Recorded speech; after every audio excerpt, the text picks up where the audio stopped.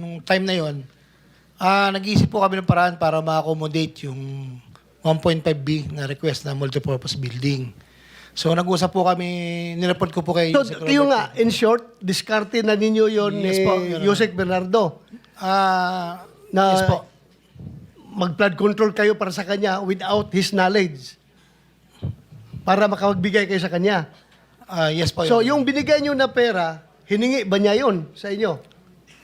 Hindi po, Your Honor.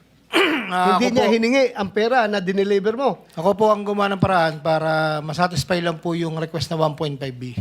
So, makonsider mo ba yung pera na yon na is OP yun? Ang sabi ko Para po, kay Senator Villanueva? ang sabi ko po doon sa tao niya, pag sabi mo kay boss, ito'y tulong. Tulong. Ito po ang sinasabi ko po. Voluntaryo mong tulong.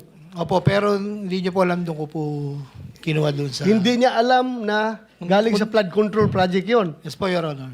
So, you have to be clear with that. Dahil, Yes po. yun lang. Yes, Mr. Chair, may I Yusek po? Bernardo.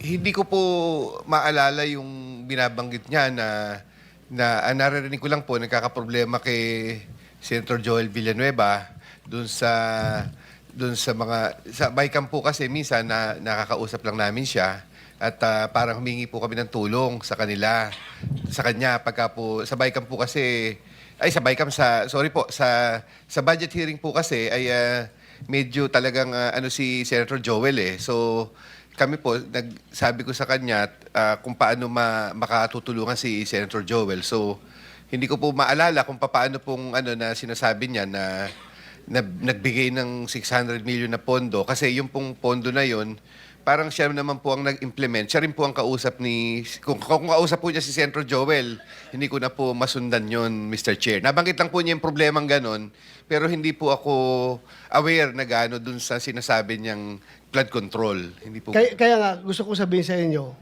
kung sabihin nyo involved si Senator Villanueva sa flood control, right here, right now, mag-resign ako sa pagkasenador. Kung sabihin mo na humingi siya sa inyo na flood control, dahil ilang taon ko nang naririnig yan na sinasabi niya na ayaw niya na flood control, galit na galit siya dahil ang Bulacan nababahan ng flood control. Pero kung sabihin mo na naghumingi na flood control sa inyo, I am sure, hindi yan nangyari. No, Your Honor.